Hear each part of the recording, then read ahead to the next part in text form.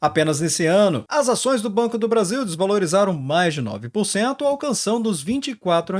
Mas será que isso está mesmo relacionado ao desempenho do banco? Bem, a verdade é que a economia brasileira está passando por um momento complicado. Podemos ver que o dólar está fechando acima dos R$ 6, batendo o recorde pelo terceiro dia consecutivo. E o que está provocando isso? Bem, os planos do governo a respeito de cortes de gastos que estão no radar. Esses mesmos que fizeram 24 ações caírem mais de 10% na Bolsa de Valores, e apenas no mês de novembro, o índice da Bolsa de Valores inteiro caiu 3% por conta das preocupações do mercado a respeito do desempenho fiscal do país.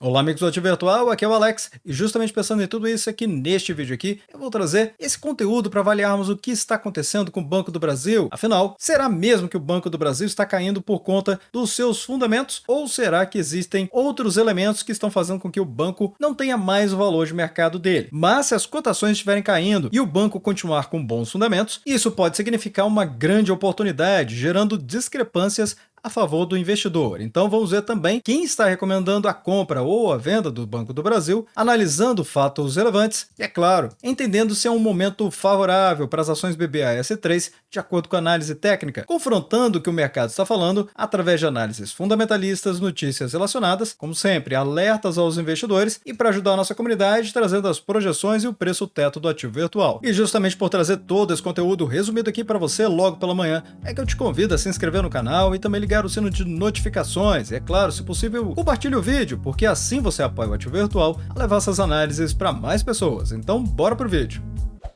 E não há dúvidas que o desempenho das ações do Banco do Brasil tem desanimado muitos investidores. A questão é que esse desânimo pode estar sendo mal fundamentado. Vamos observar aqui no desempenho semanal, que é o médio prazo, que vai de alguns meses até poucos anos, onde podemos ver que apenas esse gráfico um pouco mais especializado do TradingView tem dados desde junho de 2023. E aqui, é claro, o Banco do Brasil alcançou sua máxima histórica nesse gráfico ajustado acima dos R$ 29 e depois começou a desabar nas suas cotações.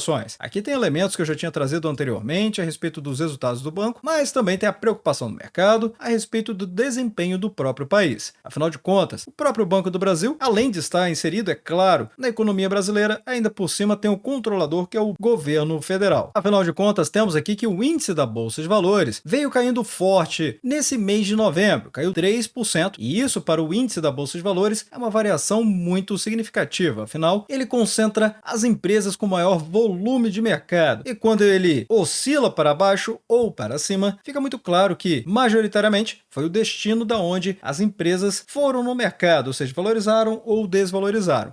E a preocupação aqui é com o fiscal. As ações da Vale ajudaram a minimizar a queda no índice da Bolsa de Valores, porque o mercado começou a enxergar a Vale aqui com outros olhos. Posso até trazer um conteúdo adicional de Vale, se por acaso vocês quiserem, e deixarem nos comentários desse vídeo. Mas o ponto aqui é que o governo apresentou medidas de ajuste fiscal que foram consideradas insuficientes pelos analistas. O pacote frustrou as expectativas ao focar em mudanças eleitorais, com ampliação da faixa de isenção de IR, sem clareza sobre as compensações. Os investidores temem também que a dívida pública cresça, pressionando inflação e juros, e assim afetando também o equilíbrio fiscal do país. Na análise dos especialistas de mercado, como da Research Capital e da Ace Capital, temos que, em destaque, o pacote deveria conter custos e avaliar pressões fiscais, mas foi percebido como foco eleitoral, mirando as eleições do ano de 2026. Entre aspas, a trajetória da dívida fiscal, como parte do que foi destacado pelo analista, ele trouxe, abre aspas, apesar do discurso apontado o mercado como ganancioso, o que os preços dos ativos estão refletindo é a preocupação com a trajetória da dívida, que se continuar crescendo nesse ritmo, tende a afetar ainda mais a percepção de risco do país,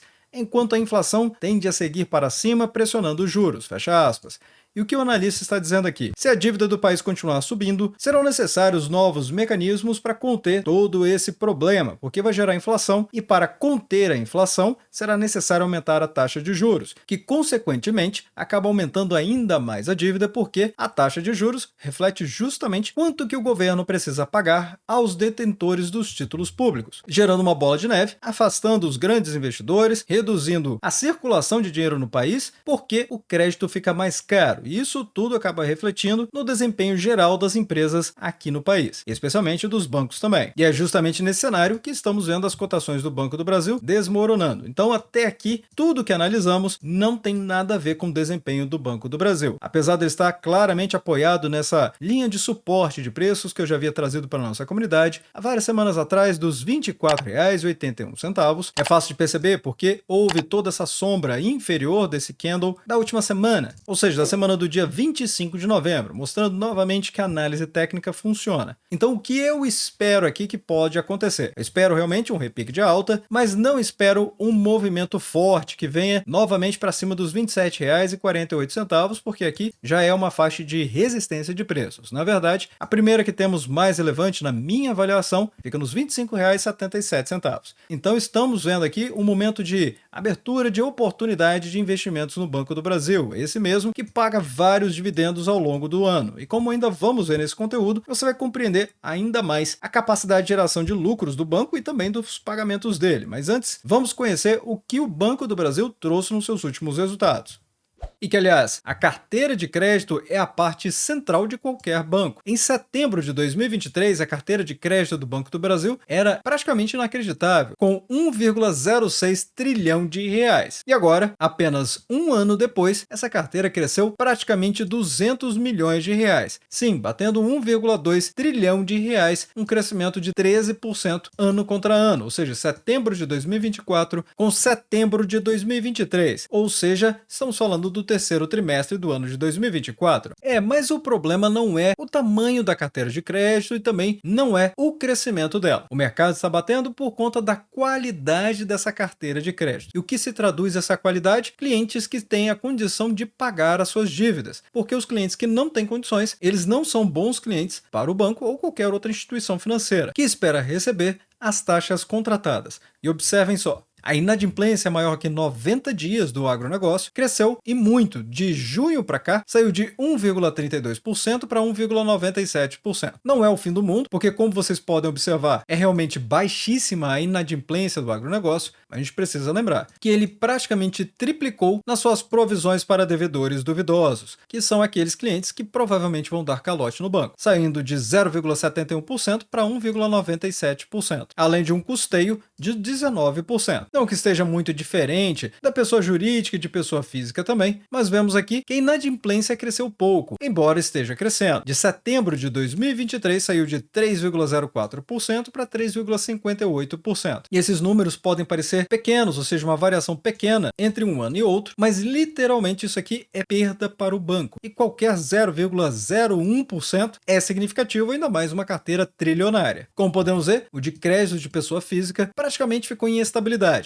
Em 5,02%, chegou até a mínima de 4,77% em março de 2024 e agora em setembro de 2024 em 5,03%. Mas com isso tudo, o Banco do Brasil realmente conseguiu gerar valor a partir da execução da estratégia corporativa dele, onde eu posso destacar que o lucro líquido ajustado, acumulado nesse período de 9 meses, alcançou os 28,3 bilhões de reais. Um crescimento de 8,4% em relação ao mesmo período do ano de 2023. E o trimestral, como eu havia falado logo na introdução desse vídeo, foi de 9,5 bilhões de reais, crescimento de 8,3%. Então podemos ver que, mesmo nos 9 primeiros meses desse ano, em relação ao último trimestre, foi praticamente o mesmo. Teve até um pequeno crescimento a mais, mas realmente mostrando aqui uma estabilidade desse crescimento, algo que podemos contar a respeito do Banco do Brasil, ao menos é o que ele vem entregando até o momento. E isso no momento de sazonalidade mais complicada do crédito, onde o mercado tem pegado pesado com o Banco do Brasil, mas os números estão falando por si. Outro item que está chamando muita atenção e muito relevante também é o RSPL, que significa Retorno sobre o Patrimônio Líquido.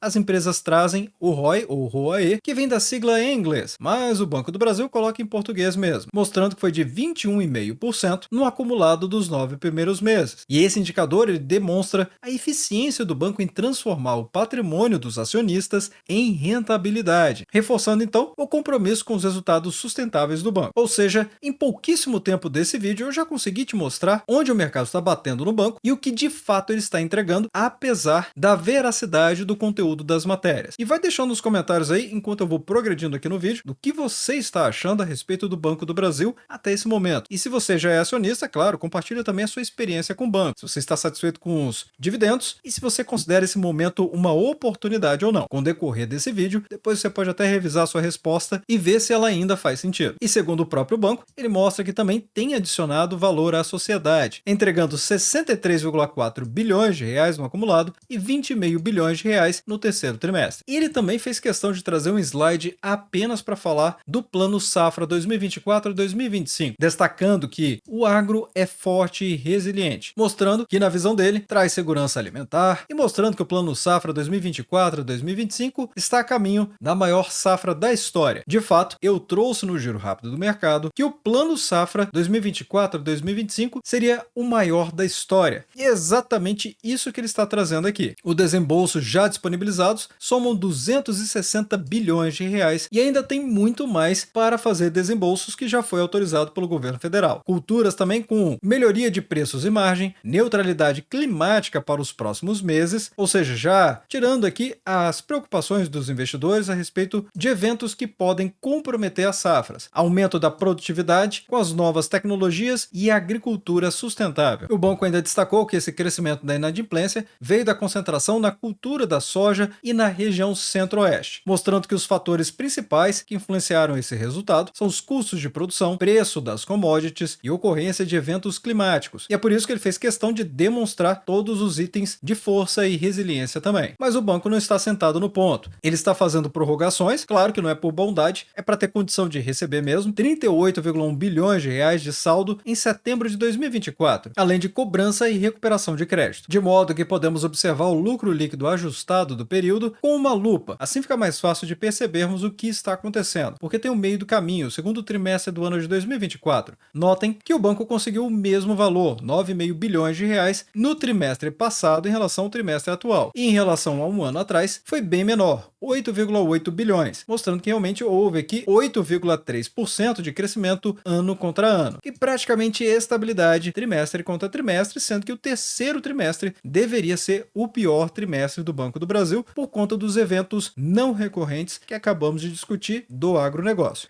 mostrando aqui um sinal positivo ainda de crescimento de 0,1 ponto percentual. E no acumulado do ano, ou seja, os 9 meses, temos um crescimento de 8,4%, saindo de 26,1 bilhões de reais para 28,3 bilhões. E ainda por cima com o retorno sobre patrimônio líquido, saindo de 21,3% para 21,5%. A diferença realmente está que no segundo trimestre teve uma deterioração leve, mas aconteceu, de 21,6% para 21,1% no terceiro trimestre. De todo modo, no guidance do banco, ou seja, as projeções dele, e podemos dizer que até mesmo a sua própria meta para o ano de 2024, era ficar com lucro líquido ajustado entre 37 bilhões e 40 bilhões de reais. E o banco entregou, até este momento, como vimos, 28,3 bilhões. Então, se fizermos 37 bilhões menos os 28,3 bilhões, vai dar uma diferença de 8,7 bilhões de reais, o que amplia muito as condições do banco de realmente cumprir com seu guidance, ou seja, mostrando que o mercado está batendo mais forte ou usando palavras mais fortes do que de fato deveria utilizar para falar dos resultados do banco. Como podemos ver, ele trouxe uma estabilidade do segundo trimestre para o terceiro trimestre, e há um ano atrás era de 8,8 bilhões, sendo que a carteira de crédito do banco era 200 milhões de reais menor em relação ao que é agora, dando ainda mais condições do banco realizar esses 8,7 bilhões nos próximos 3 meses, onde ele deve trazer algo próximo a 9 bilhões de reais. Atualmente, as ações BBAS3, nessa cotação dos R$ 24,71, está deixando o banco realmente uma pechincha. Observem aqui o PL, preço dividido pelo lucro, apenas 4,92, com o PVP que não deixa dúvida não. O Banco do Brasil está 22% abaixo do seu valor patrimonial, pagando dividend yield de 10,5%. Claro, nos últimos 12 meses, caindo 2,95%. Mostrando aqui que o PL, que é o preço dividido pelo lucro, essencialmente quanto que o mercado está precificando a capacidade de geração de lucro lucros do Banco do Brasil em 1/3 do benchmark de mercado muito utilizado nos Estados Unidos, que é um múltiplo de até 15 vezes para boas empresas com bons fundamentos. Então nota, realmente os dois indicadores, vamos dizer assim, muito fortes para fazer a avaliação de empresas, sobretudo para o Banco do Brasil e outros bancos, não deixa dúvida nenhuma. O Banco do Brasil, como diria o Barsi, está de graça no mercado. Fortíssima capacidade de geração de lucros e muito abaixo do que ele vale no papel. Ou seja, se você compra uma ação do Banco do Brasil, imediatamente você está economizando 22% do que ele vale efetivamente no seu valor patrimonial. A questão é que esses números aqui refletem o passado. E quando o mercado devolve as cotações da maneira como está acontecendo, o que acabamos de ver é justamente o temor do mercado que a economia do país comece a desandar, ou seja, entre num rumo de alta inflação, talvez recessão e outros problemas. E é por isso que precisa acompanhar também a macroeconomia. Afinal de contas, como vimos, o Banco do Brasil tem alguns problemas, é verdade, mas nada que justifique essa queda tão forte como está acontecendo agora, onde estamos vendo as cotações abaixo dos R$ 25. E se por acaso você não viu, eu trouxe esse vídeo aqui da Louise Barsi falando justamente que ela está comprando as ações do Banco do Brasil e disse até que se ela tivesse sorte de chegar a um determinado patamar de preços, ela compraria mais. Recomendo muito que você assista a esse vídeo para entender quais foram as motivações da Louise Barsi. E é um fato que está afetando muito é que estamos vendo o real valendo menos. Porque quando vemos aqui parece que o dólar está valorizando. Não é isso que está acontecendo. A maneira como as matérias trazem é que o dólar valorizou. E não é isso que aconteceu. O real desvalorizou frente ao dólar. Eu sempre faço essa correção para aqueles que estão um pouco mais alheios do que efetivamente está acontecendo na macroeconomia, para não cair na ilusão que parece que é os Estados Unidos que está indo muito bem. E por isso o Brasil continuou parado e os Estados Unidos foi para frente. Não é isso não. O que está acontecendo é a fuga dos grandes investidores desvalorizando o real, ou seja, menos pessoas interessadas em adquirir o real, e por isso o dólar se valoriza frente ao real. Não por conta do dólar, mas sim porque o real ficou mais fraco. E quem está apostando no Banco do Brasil? Bem, temos aqui o Morgan Stanley, que na verdade ele não está só apostando não, ele está reafirmando as projeções positivas para o ano de 2025, com destaque do ROI para cerca de 20%. E ainda por cima, recomendando a compra das ações, que é o overweight, que é peso superior ou similar à recomendação de compra. E o preço-alvo deles é muito acima do que estamos vendo a cotação agora. O preço-alvo deles é de R$ 45 por ação ao final do ano de 2025. Então imagine toda a alta potencial que pode acontecer aqui, que no momento desta matéria estava estimando em 64%, mas você pode fazer essa conta e chegar aí na valorização potencial se alcançar os R$ 45 ao final do ano de 2025. Assim, com o banco pagando generosos dividendos, com o dividend yield atual de 10,49% e um dividend yield médio dos últimos 5 anos de 7,38%. E ainda por cima temos que a Genial reforçou que o resultado do terceiro trimestre teve realmente essa piora na qualidade do lucro com a provisão no agronegócio, mas trouxe um alívio fiscal. De toda forma, a Genial está recomendando as ações do Banco do Brasil com BBAS3 para comprar com preço-alvo de R$ 34, ou seja, uma alta potencial de 31%. Agora trago para nossa comunidade as projeções e o preço teto do ativo virtual, mantendo aqui o lucro projetado em 37,75 bilhões de reais, o mesmo lucro que eu havia trazido no início deste ano, com um payout esperado de 45%, o mesmo que temos visto o Banco do Brasil entregando ao longo do ano, ficando cada vez mais próximo do DPA projetado pelo ativo virtual no início do ano de 2024 de R$ 2,96. Indo então para a nossa pirâmide, a 4% de dividend yield, o preço teto, ou seja, o máximo que se pode pagar, vai ser de R$ 74,11. Se você esperar 6%, o máximo que você vai poder pagar será R$ 49,40. Mas se esperar mais 8%, então o seu limite fica em R$ 37,05 e a 10% o preço teto é de R$ 29,64. Com toda essa região para te ajudar a avaliar qual é o melhor preço teto para você, é muito claro que o Banco do Brasil consegue pagar mais de 10%, não é mesmo? Afinal de contas, esse DPA corresponde a uma rentabilidade de 11,53%. E se viermos aqui no site do ativo virtual, no menu ferramentas e observarmos o radar de dividendos, vamos ver que o Banco do Brasil teve esse anúncio no dia 22 de novembro de um pagamento em forma de JCP. A Datacom vai acontecer no dia 11 de dezembro e o pagamento muito rápido, já na sexta-feira do dia 27 de dezembro, pagando pouco mais de 17 centavos por ação ordinária, BBAS3, gerando aqui uma rentabilidade bruta de 0,70%. Não restando dúvidas que o Banco do Brasil, com diversos anúncios de pagamento de dividendos, torna ele um case muito interessante, ainda mais nessa situação agora. Mas é claro, tudo vai depender da sua avaliação do que pode acontecer no ano que vem e nos próximos momentos também, porque isso não vai refletir apenas no Banco do Brasil, como vimos. O Banco do Brasil continua muito sólido, mas, como qualquer outra empresa, dependerá da economia e daquilo que for definido nela. Mas já deixando nos comentários abaixo o que você pensa a respeito de todos esses resultados, da situação atual e se o Banco do Brasil é uma oportunidade. Desde já agradeço o seu like e também por compartilhar os conteúdos do Ativo Virtual. Bem, obrigado pela sua companhia neste vídeo. Eu sou o Alex e este é o canal Ativo Virtual. Aproveito o momento para agradecer os membros do canal que ajudam a levar essas análises para toda a nossa comunidade.